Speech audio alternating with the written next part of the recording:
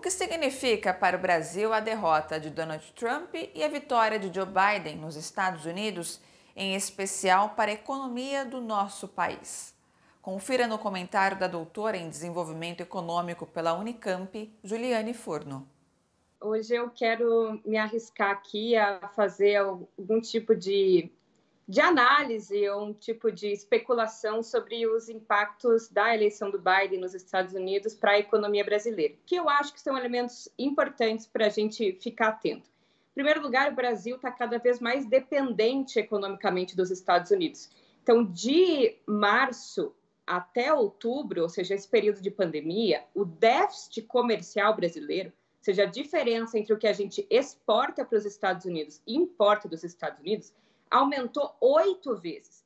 Ou seja, a gente está cada vez mais dependente de compras dos Estados Unidos, principalmente soja, curiosamente, com um período de safra recorde agrícola, né?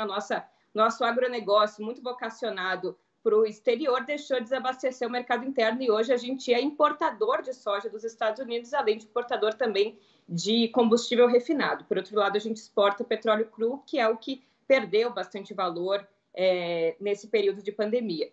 Outros elementos importantes, né? Todos os governos dos países centrais, mas pelo menos o governo estadunidense, com a plataforma econômica do Biden, já sinalizou que vão ter políticas mais protecionistas nesse próximo período. Isso significa ainda mais dificuldades econômicas para o Brasil, no sentido de ter os Estados Unidos como um parceiro comercial. Felizmente, a China opera com uma política bastante pragmática e talvez pouco ideológica no que tange aos seus investimentos econômicos, e apesar das atrapalhadas do Bolsonaro, a China segue sendo nosso principal parceiro comercial. Então, ainda que a vitória do Trump possa representar aparentemente um arrefecimento da disputa comercial, da guerra comercial Estados Unidos-China, o Biden provavelmente vai manter isso, porque essa é uma política de Estado e não uma política de governo. O enfrentamento à China, o despontamento do ponto de vista tecnológico chinês é uma necessidade dos Estados Unidos de continuar se firmando como a principal economia do mundo. Então, o Brasil, por um lado, deve continuar submisso a essa estratégia estadunidense de enfrentamento à China. Paradoxalmente, a China é o nosso principal parceiro comercial nesse período.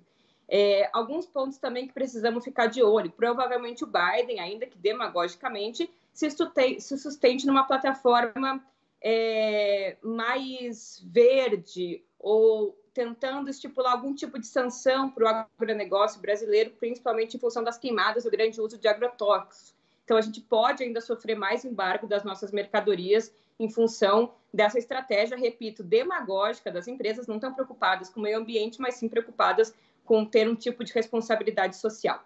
E, em último lugar, eu acho que um risco que a gente sofre econômico é que o Bolsonaro, então, adote, de fato, um discurso mais nacionalista. Então, se por um lado, na verdade, nesse período, a gente pode colocar o Bolsonaro em contradição, ou seja, né, ele tem para dentro um discurso nacionalista, Brasil acima de tudo, mas uma política econômica submissa aos Estados Unidos, agora a gente pode ter mais dificuldade de explorar essa fraqueza Bolsonaro, porque ele pode, assim como o Geisel também, assumir de fato um discurso nacionalista de que os Estados Unidos e as potências centrais estariam interessadas no controle, principalmente da Amazônia brasileira, e assim dificultar mais a disputa política interna. Acho que esses são os elementos para a gente começar a refletir o que isso significa mais do ponto de vista econômico.